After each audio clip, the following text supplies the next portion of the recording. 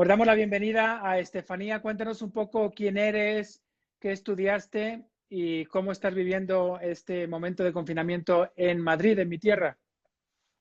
Bueno, pues lo primero, muchas gracias, Guillermo, por invitarme esta tarde o esta mañana para todos vosotros. Mi nombre es Estefanía Egea, soy psicóloga clínica y me especialicé en neuropsicología, todo lo que tiene que ver con el cerebro, ¿no?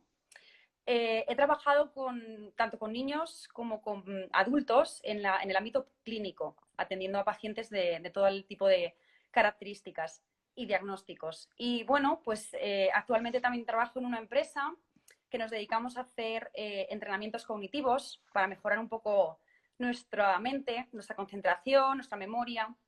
Y bueno, pues ¿cómo estoy viviendo el confinamiento? Bueno, pues a ver, al principio un poco más difícil, ahora ya estoy un poco más asentada y un poco más adaptada a la situación. Al principio ha sido un poco más difícil, pero bueno, ya estamos aprendiendo mucho de esta situación, incluso está sacando lo mejor del ser humano, ¿no? Que eso es algo que quería destacar, que bueno, ahora de hecho son las 8 de la tarde aquí en España y bueno, en Madrid, en el resto de España también, salimos todas las personas a las 8 de la tarde a aplaudir por el magnífico trabajo que hacen nuestros sanitarios y las personas que están trabajando hoy en día, ya no solamente sanitarios, sino pues personal de limpieza, policías y el resto de personas. Entonces, es una de las cosas que quiero destacar porque ha sacado el lado más humano de todos nosotros. A ver, Estefanía, nosotros que estamos aquí en América Latina, donde el virus ha llegado un poco más tarde, en España pues ha pegado durísimo, no sé las cifras, cuántos fallecimientos, ya son muchísimos. ¿Qué nos recomendarías de tu experiencia? ¿Qué podemos ir adelantando? Llevamos en teoría un mes, digo, encerrados. Todavía, o sea, no creo que se vaya a decretar lo que llaman aquí el toque de queda, al menos en México. Hay una gran economía informal, hay gente que se quedaría sin comer. Ciertamente va a haber restricciones, pero no creo que lleguemos al punto de España de una prohibición absoluta de salir. Pero vamos a suponer que estamos encerrados, conviviendo con la familia de un modo no antinatural, pero más de lo que estamos acostumbrados. Cuéntanos, ¿cuáles son los síntomas más normales para no asustarnos de este confinamiento? Vamos a empezar con lo negativo y después vamos a pasar a lo negativo, a lo positivo, perdón. Vale, pues bueno, yo quería explicaros que más o menos todos vamos a pasar por unas fases o etapas en mayor o menor medida, ¿vale? Entonces, yo quiero asemejar que vamos a vivir una curva inversa y para empezar vamos a empezar por un estado que ya muchos de nosotros habremos pasado, un estado de negación de este virus no puede llegar hasta aquí, a mi país, viene de muy lejos, ¿cómo es posible? ¿No? Negando realmente la realidad que venía o que se acercaba. Después de esto vamos a pasar otra fase, otra etapa, que es la etapa del enfado. Enfado, ira, rabia, frustración. ¿Por qué? Porque, digamos, en nuestro caso el gobierno nos confinó desde el principios de marzo, entonces esto ha acarreado como una sensación de coartar la libertad, ¿no? Entonces esta sensación de enfado y de buscar una culpa es lo que envuelve esta fase. Después pasaremos por otra fase más baja, que es un poco la más negativa, que supongo que muchos de nosotros también habremos vivido, que es la fase del miedo. El miedo acarrea ansiedad, acarrea estrés, lleva consigo también sentimientos de tristeza, pero bueno, quiero decir que todos estos sentimientos y sensaciones son normales. Tenemos que normalizar esta situación porque todos estamos en la misma situación y vamos a vivir más o menos lo mismo. Ya te digo, con mayor o menor medida, pero más o menos lo mismo. Y es Entonces, ya digo, importante. como primer consejo de esto que nos estás diciendo, las 5 fases, es no asustarse, es normal y aquí pues saber que nos va a pasar, que cada uno lo va a vivir de un modo distinto, pero que es súper normal y no debemos asustarnos, ¿verdad? El ser humano tiene herramientas suficientes como para poder llevar esto. Es verdad que hay veces que vamos a sentirnos sobrepasados con la situación y por eso quiero decir que nos debemos de permitir algún día de tristeza, de Uh tener -huh, estos sentimientos más negativos. No pasa nada. uh Somos -huh. humanos y hay muchas veces que siempre intentamos buscar el lado positivo, siempre estar contentos, siempre estar felices. Y también nos podemos permitir un lado más negativo, ¿no? Y no Y una, pasa nada. Y otra pregunta antes de que avances en las fases. Estas fases, obviamente, tenemos típica familia, esposo, esposa con hijos.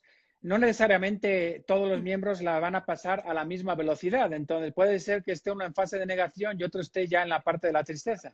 Exacto. Claro, cada uno va a llevar su ritmo en función de cómo lleve el día a día.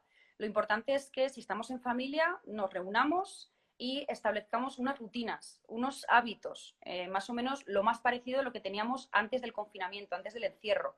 Esta es la mejor manera de funcionar, que los niños de la familia sepan cómo van a trabajar los padres o cuáles van a ser sus hábitos y que los padres intenten comunicarlo también a los hijos y que entre ellos haya comunicación para que se entiendan entre ellos, ya que cada uno va a llevar las fases con una velocidad diferente. Eso es normal. Ok, Y sí el hay que grado crear. tampoco va a ser el mismo. También sugieres que se creen dinámicas para que cada uno exprese en qué fase está, aunque no lo pueda tematizar porque pues esto es un tema psicológico, no es que sepamos las 5 fases, pero al menos saber en qué parte vamos y cómo ayudar a avanzar a todos para superar y llegar a la 5ª fase. Claro, a ver, lo importante es el apoyo social, el poder desahogarte emocionalmente, tanto niños como adultos. Los niños tienen que tener, bueno, esto ya hablaremos un poco más en profundidad, pero los niños tienen que tener un espacio tranquilo y de confianza con los padres y la familia para poder transmitir sus miedos, porque los niños lo van a vivir totalmente diferente, dependiendo de la edad que tengan. Y la familia y los adultos, primero, en pareja, hay que hablar muchísimo de lo que se siente y el simple hecho del desahogo emocional ya va a disminuir muchísimo nuestra sensación de ansiedad. El simple hecho de comunicarlo, de ponerle nombre, ¿vale? Y luego, si te parece, Guillermo, paso a la siguiente etapa. Sí, adelante, adelante. Sigue con la 4ª y la 5ª. Sí, la siguiente etapa ya sería la etapa de aceptación. Es verdad que la etapa más baja que he dicho, que es la del miedo, lleva un tiempo más prolongado para llegar a la siguiente etapa, que sería la de aceptación. Acepto que me tengo que quedar en casa, que no puedo salir, tengo que aceptar la situación que me viene, ¿vale? Y esto también va a llevar consigo la etapa de aprendizaje. Aprendizaje, voy a aprender cómo tengo que socializarme a partir de ahora, todo va a ser distinto, al menos durante un tiempo, cómo tengo que cuidarme, que protegerme, cómo tengo que ponerme la mascarilla. Vamos aprendiendo del virus y vamos aprendiendo de esta situación. Al final de todo se saca un aprendizaje. Y hay que ver el lado positivo y ver esto como una oportunidad de aprendizaje también. A ver, volvemos sobre la 4ª etapa. En esta etapa, obviamente, sí, ya estoy empezando a asumir, pero está el tema de la incertidumbre, porque yo no sé cuánto tiempo. Aquí, por ejemplo, en México dicen que 1 de junio vamos a regresar a la escuela y yo estoy seguro que ni el 1 de junio, ni el 15, ni el 1 de julio. O sea, Ya. no va a haber escuela, por mucho que insistan. Los datos que tenemos del gobierno sabemos que están maquillados, que no son reales. Ya los gobernadores contradicen al subsecretario de Sanidad. Es decir, hay mucha incertidumbre. Entonces, ¿cómo puedo yo prepararme para ir creciendo en este aprendizaje, bueno, en esta curva, cuando hay una sensación muy grande de incertidumbre porque realmente ya no sé quién es el que dice la verdad, no sé cuánto tiempo y ya pues el miedo puede asentarse hasta el punto de que, bueno, pues a ver a quién le toca de mi familia o incluso cuando yo ya he asimilado todo esto y empiezo a escuchar que gente conocida tiene familiares enfermos, después el siguiente paso es que yo ya tengo algún familiar enfermo y como que da la impresión de que esta curva se va a empezar a revertir. O sea, Claro, no de salida, sino que me voy a hacer así, que de repente voy como en monopatín, que voy de regreso. claro, a ver, ¿Puede darse? Sí, podemos retroceder etapas, seguramente. Y podemos pasar de la etapa del enfado a la ansiedad o del miedo. Vamos a ir saltando. Pero normalmente la ansiedad y sobre todo por esta etapa de incertidumbre que dices tú, tiene mucho que ver. Porque la ansiedad surge por el miedo al descontrol, ¿no? A la incertidumbre, Sí. a no saber qué va a ocurrir con mi trabajo, con mi salud, con mi futuro, con la economía de mi país, incluso la mía. Entonces, saber que la ansiedad es una función adaptativa y que, digamos, lo que está haciendo es poner en alerta mi cuerpo ante una situación que desconozco. Entonces, toda esta incertidumbre también decir que es normal, pero que vamos a tener que vivir todos un poco con esa incertidumbre. O sea, eso es inevitable. El aceptar que vamos a tener que vivir durante una etapa con algo desconocido. Pero recomiendo que dentro de lo que puedo controlar, que es mi espacio, mi casa, mi familia, mi trabajo en casa, pues que intente habituarlo a lo que yo puedo controlar, porque eso a mí me va a hacer que dentro de lo que puedo controlar, que es poquito, que es mi casa y mi entorno, pero al menos eso me va a dar sensación de control y va a disminuir mi sensación de ansiedad y de descontrol. Es importante también, como decía, el apoyo emocional. Es importante plantearte metas y objetivos durante esta cuarentena. Por ejemplo, es una de las cosas que puedo aportar. Estas metas y objetivos me van a hacer que yo tenga mi mente puesta en eso y que deje de pensar en todas las noticias y las incertidumbres que me vienen a la mente. Por otro lado, es normal, como decía, pero intentar evitarlas lo máximo posible. Recomiendo que, bueno, las noticias son constantes, las redes sociales constantemente nos inundan con noticias negativas y es imposible que eso no nos afecte. Por eso Hablando recomiendo. así, era una recomendación, ayuno informático, o sea, ayuno de información, ¿qué tipo de ayuno recomiendas? ¿Cómo hacerlo a nivel práctico? Claro, a ver, es importante estar informados y muy importante estar informados, pero recomiendo para no saturar a nuestro cerebro y no sentirnos mal durante el resto del día, coger un momento del día, informarnos sobre una determinada noticia durante un tiempo determinado y ya el resto del día olvidarnos hasta el día siguiente. Esto va a hacer un poco que, bueno, pues nos alarmemos en un momento dado del día, pero luego tengamos todo el resto del día para asumir y pensar en nuestros retos personales, que al final es lo que nos interesa. Bueno, aquí Sentirnos bien hablando con de, nosotros sí, mismos. sí, hablando de retos personales, pienso un poco los papás y hay una persona que estaba conectada que nos preguntaba que cómo ayudar a un adolescente, por ejemplo, cuando está en la etapa de negación y de la negación pasa a la tristeza, incluso a la depresión en cuanto que no quieren salir de su cuarto. Bastante tienen los papás con lidiar con sus propios problemas como para encima esto. O sea, ¿qué recomendarías en esos casos en el trato con adolescentes?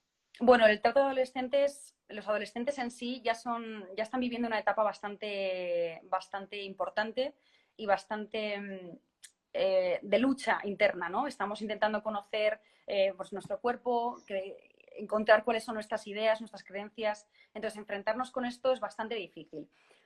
Yo lo que recomiendo es que dejemos un espacio íntimo, que viva su situación como él decida, que no le obliguemos a nada. Si él no quiere hablar o no quiere salir, que no lo obliguemos. Sí que poco a poco debemos ir intentando abrir un espacio íntimo con él, intentar que él exprese sus emociones, sus sentimientos e intentar normalizar la situación. También darle cercanía con los suyos. O sea, el que él hable con otras personas de su mismo entorno y un igual va a hacer que se sienta mejor. Y luego, por otro lado, es importante que el adolescente se dedique a hacer estas cosas que le gustan. Pues, por ejemplo, cosas creativas, ya sea música, sea pintura, sea escritura, ¿vale? Todo esto que lo vaya desarrollando y que él mismo se ponga en una situación, digamos que cada uno tiene puede ponerse en una situación determinada dentro de lo que es el confinamiento. Entonces, si este adolescente decide encerrarse, necesita su tiempo y eso hay que aceptarlo por parte de la familia. Entonces, mis consejos serían eso, que apoyemos o incentivemos el apoyo emocional, que le demos libertad para que él se tome su tiempo de pasar de una etapa a otra y también pues que incentivarle a que haga cosas creativas para que se despeje la mente e intente avanzar, ¿no? Y en caso de que esto evolucione, ya no solamente para un adolescente, sino para cualquier caso, también es verdad que se puede consultar a un profesional, porque esto es algo que hablo de manera general, pero siempre hay gente con diagnósticos o con patologías que esto sería necesario estudiarlo en caso particular. Sí, a ver, Estefanía, yo trabajo en una prepa, en un bachillerato, y ahora pues estamos por empezar exámenes bimestrales, luego llegarán los finales. Claro. Los alumnos de sexto, los que se gradúan, pues tienen un gran nivel de frustración porque lo más seguro es que no haya graduación física, al menos en junio, como estaba programada. Muchos de ellos hacen un viaje a Europa de graduación, tampoco está. Entonces, sienten la presión de los estudios, las clases en línea, muchas tareas. Entonces, a la misma frustración de estar encerrados, se une también la presión de los profesores. Claro. A mí, por ejemplo, que trabajo en una prepa, ¿qué me recomendarías? ¿Qué recomendarías a los profesores que sean comprensivos, etcétera, pero también desde el punto de vista psicológico? O sea, ¿qué puede ayudar a los chavos a la hora de recibir clases en línea? ¿Qué motivaciones? No significa no dejarles tareas para que pues estén más tranquilos, pero ¿qué tipo de motivaciones les puede ayudar desde el punto de vista académico a llevar este tiempo de un modo pues, más fácil? Pues mira, lo primero es que esto les va a hacer más fuertes seguro. Ninguno de nosotros, cuando pasamos por nuestra etapa de adolescente, vivimos esta situación. Y estoy segura de que tanto todos los profesionales del mundo académico como las familias pueden incentivar y pueden dar este soplo de aire fresco a un adolescente, que es, te vas a hacer más fuerte con esta situación. Luego, ser transparente es lo que yo recomiendo, la transparencia. Si un adulto o un profesional, que en este caso sería mi profesor, me transmite que lo está pasando mal, me transmite cuáles son sus miedos, estoy segura de que esa transparencia también se la va a transmitir al adolescente y esto va a hacer que se relaje muchísimo más, porque va a ver que es normal la situación. Ya, como he comentado antes, la normalización es el aspecto más importante. Y luego, bueno, sobre todo, estar ahí con él. El apoyo emocional y el hacer que se abra es un aspecto también muy importante. Bueno, ayer tuve una reunión virtual con 5 parejas con las que normalmente me reúno, digo, tenemos una cena informal y platicamos de tema de formación del matrimonio y les hacía una ronda y les decía, a ver, cuénteme cuál es su experiencia en estos momentos, o sea, cómo se han sentido y te voy a leer todos los sentimientos, emociones, experiencias que tenían. Entonces, Vale. primero, miedo de que le afecte a algún familiar, miedo por cómo se está manejando, en este caso en México, ansiedad, en casa estamos bien, pero fuera pues no sabemos qué va a pasar, no sabemos eventualmente si el virus puede llegar por una compra o por algo, Sí. soledad, uno de ellos decía, yo por trabajo tengo que estar en mi casa y los fines de semana, y si puedo, me escapo a la casa de campo. En México todavía esto se puede hacer, pero pues está aislado 5 días por el tema de trabajo porque pues por su oficina quieren que estén concentrados. También la rutina, el cansancio de la rutina, una rutina nueva que pues puede cansar. También tristeza, uno de ellos es español, de Mallorca, decía pues mucha tristeza por no poder estar con sus padres, los dos son médicos, entonces imagínate la tristeza, la tensión del día a día de pues saber si les va a pasar algo. También incertidumbre económica, también había mucha frustración, enojo, impotencia, que lo hemos visto que era parte de esa curva. Totalmente. También resistencia al cambio, quizá podamos hablar de este tema, resistencia al cambio, a la rutina, ¿no? Como que yo creo que es parte de la negación, te resistes porque esto no está sucediendo, no debería suceder, entonces pues me resisto al cambio, ¿no? Sí. Y luego pues también hablaban mucho de la importancia de la adaptación. Entonces, no sé si quieres comentar sobre estos sentimientos, estas emociones que comentaban ellos. Bueno, lo primero es que todas suenan muy conocidas, todas, supongo que muchas de las personas que están escuchando esto se habrán sentido identificados. Yo, por lo menos, también, ese momento de miedo inicial, incluso de cualquier síntoma, al principio me pasaba, incluso que los psicólogos también podemos tener nuestros problemas. Al principio yo recuerdo que me noté un dolor de cabeza en los primeros días del confinamiento y bueno, mis pensamientos fueron un constante negativo de que al día siguiente me iba a levantar enferma, ¿no? Sí. Pero bueno, esto es cuestión también de controlar a la mente. La mente se cree todo lo que tú le dices. Si yo solamente le transmito pensamientos negativos, ese mensaje se lo voy a dar a mi cerebro y mi cerebro va a poner alerta a mi cuerpo. Entonces, hay que salir de ese círculo, hay que salir y es lo que yo más recomiendo. Una de las técnicas que, por ejemplo, usamos en psicología es la de stop thinking, que es la parada del pensamiento.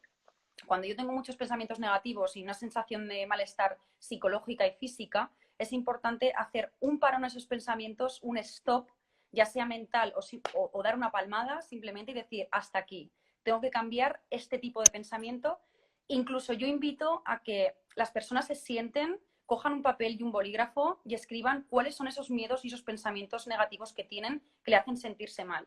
Y con esto vamos a trasladar ese mensaje negativo que tenía desde un principio, analizarlo y ver que posiblemente sea irracional y cambiarlo a un pensamiento positivo, ¿vale? Entonces, por ejemplo, uno de los comentarios que decías, el miedo a que un familiar se enferme. Bueno, si constantemente estamos con ese miedo y solamente llevamos ese mensaje a nuestro cerebro, lo vamos a pasar mal desde un principio sin que haya realmente ningún familiar Fundamento. enfermo. Sí, ni Entonces, fundamento. exactamente, por eso digo que es un mensaje irracional. Hay que cambiarlo a un mensaje racional. Es verdad que el miedo está y es normal que de vez en cuando haya días que los tengamos a niveles más altos, pero hay que decir, hasta aquí, voy a escribirlos, voy a ver qué es lo que me preocupa y voy a racionalizarlos y bajarlos un poco al terreno, ¿no? Sí, a mí lo que me ha sucedido, te lo comparto, es, para mí lo he visto como una oportunidad única, 3 meses donde puedo avanzar en proyectos, ordenar archivos, documentos, prepararme para el futuro. Entonces, desde ese punto de vista, cada día es un día menos. Digo, bueno, tengo que ir más rápido porque esto es una oportunidad única. Entonces, se ve Total. como algo positivo. También una de las personas que está conectada nos decía que también un medio es ayudar a los demás, el no estar centrado en ti mismo y no solo a los de tu familia, sino hay gente pues que está pues también conectada como estoy haciendo yo o también están ayudando a organizar despensas para los más necesitados o hacen algún tipo de apostolado en favor de los demás, ¿no? Entonces yo creo que esta ola de generosidad que se ha dado hace mucho, mucho bien para no encerrarte en ti mismo, en tus límites, en lo que estás sintiendo y pensar que hay gente que está mucho más necesitada y que tiene muchos más problemas de los que podemos tener nosotros. Claro, o sea, Bueno, lo primero es agradecer día a día que estamos sanos, los que estamos, bueno, intentar que no nos afecte en gran medida todas las noticias que oímos negativas. Antes hablabas, Guillermo, de la flexibilidad o la capacidad de adaptación. Creo que esta situación, este confinamiento y esta problemática que estamos viviendo todos nos va a ayudar mucho a eso, a ser más flexibles. En psicología llamamos flexibilidad cognitiva. Ser capaces de, bueno, resiliencia es una palabra un sí. poco más conocida, que seamos capaces de adaptarnos a las situaciones que nos vienen y que seamos capaces de aprender de ellas. Y bueno, intentar sacar el lado positivo. Yo creo que el aislamiento social, primero, nos está haciendo valorar toda la parte humana, toda la generosidad que está habiendo. Aquí en España hay muchísimos profesionales que están ofreciendo su conocimiento de manera gratuita. Tenemos herramientas como las redes sociales que nos dan entrenamientos de ejercicio físico. Yo muchas veces me pongo vídeos en YouTube o en Instagram y hago ejercicio. O sea, al final nos estamos aportando mucho entre nosotros. Y también lo que quería decir es que la flexibilidad es una manera de adaptarnos y es de llegar a la siguiente fase y Sí. aceptar un poco que esta situación nos puede venir bien incluso para arrancar nuevos proyectos o incluso para, pues bueno, para conocernos más a nosotros mismos. Sí, aquí tenía yo, estoy hablando de la parte más positiva. También les preguntaba yo, bueno, ¿cuáles son los aprendizajes que se han tenido? Porque no todo es negativo y me decían, habilidad para vivir con menos. Darte cuenta que el 90% de las cosas materiales que tenemos realmente pues no son necesarias. Valorar a la familia, a los hijos, lo que llaman el bonding, ¿no? Muchos de ellos tienen hijos pequeños y que vengan al papá todo el día en casa les ayuda mucho. Sí, Aprender a trabajar en casa, enfocarte en lo esencial y pues hay cosas que pasan a un segundo plano. Valorar lo que hacen los demás. Hablaban, por ejemplo, de todo el trabajo que hacen en las guarderías o en los kinder. Ahora que tienen los hijos en casa, pues no lo valoras, ¿no? Entonces, bueno, saber que hay gente que total. pues hace mucho por ti, aunque los estás pagando, realmente es algo que no valoras, o la ayuda doméstica que puedes tener, el permanecer más cercano a los familiares y amigos, los llamas más que durante el tiempo ordinario, te preocupas más por ellos. Ahora hay tiempo para todo. También yo les preguntaba, bueno, ¿qué te gustaría cambiar? Y dice, me gustaría cambiar algo de la rutina cuando regreso a casa. O sea, quisiera regresar antes del trabajo, porque esto que estoy experimentando me gusta mucho, me ha ayudado a conocer más a mi esposa o a mi esposo, a mis hijos, ¿no? Entonces, yo creo que ya estamos en el tiempo, independientemente si ya estamos en el punto más bajo de la curva, ya tendríamos que estar pensando un poco de cuáles son los aprendizajes, ¿no? Porque yo creo que si hay mucho, Dios permite algo para sacar un bien mayor y somos nosotros los que tenemos que utilizar el coco, obviamente la fe y la oración para poder sacar un bien mayor. Entonces, ¿cuáles serían los aprendizajes ideales de este tiempo de confinamiento? Pues mira, y una de las cosas que quiero destacar es que podemos reconciliarnos con nosotros mismos y con la soledad. ¿Por qué digo esto? Porque bueno, hay mucha gente que vivirá sola, perdón, y el hecho de vivir solo te hace estar contigo mismo. Y cuando estás solo, le das al coco, ¿no? Y piensas mucho. Y hay veces que piensas negativo. Y eso que piensas negativo te hace sentir mal. Entonces, hay que reconciliarnos y enfrentarnos con nosotros mismos, ver qué se nos da bien, ver cómo somos capaces de lidiar con esta situación y aprender de ella.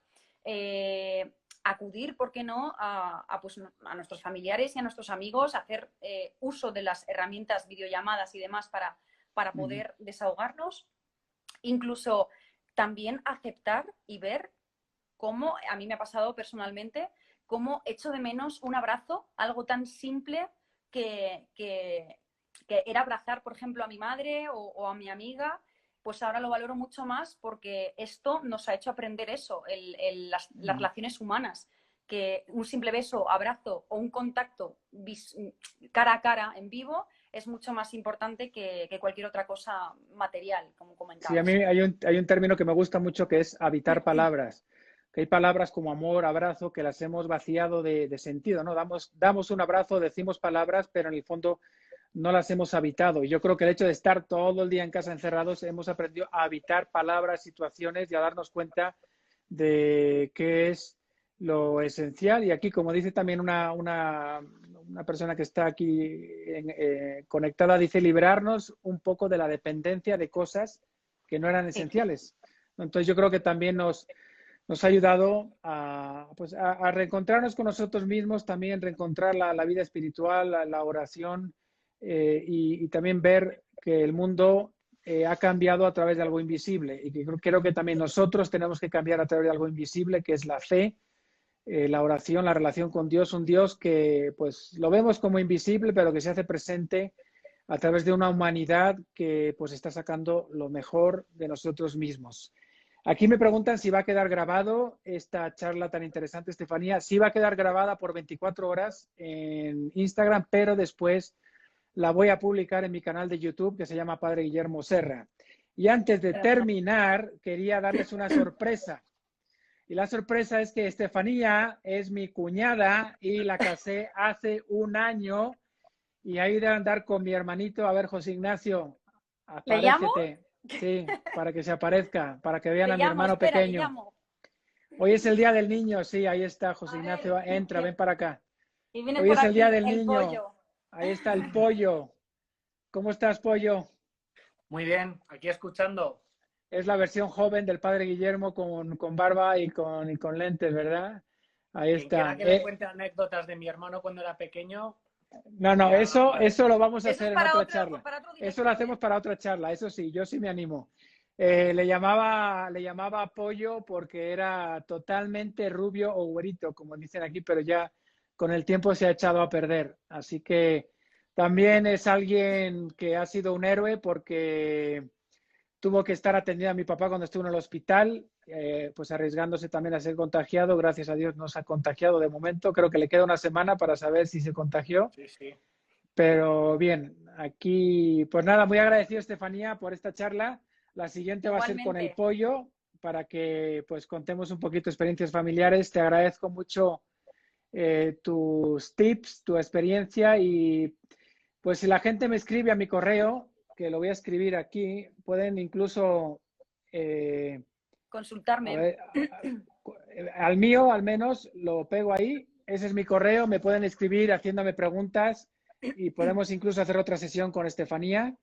Así que Dios les bendiga mucho. Muchos saludos a Madrid, muchos saludos a tus papás. Ella es de Zaragoza, donde está la Virgen del Pilar, que sin duda alguna nos está ayudando Sí. y cuidando. Bueno, pues que Dios te bendiga mucho, Estefanía. Gracias por esta charla tan interesante. Muchas gracias a Y ti, pues, Guillermo, por invitarme y bueno, estaré encantada de hacer otra charla si así lo deseas. ok. Bueno, pues a todos les recuerdo que estas charlas están grabadas en mi canal de YouTube, Padre Guillermo Serra. Ahora las subo también para que la puedan recuperar. Que Dios les bendiga y que María siempre nos acompañe. Gracias por todo. Cuídate mucho, Estefanía. Hasta luego. Gracias, adiós.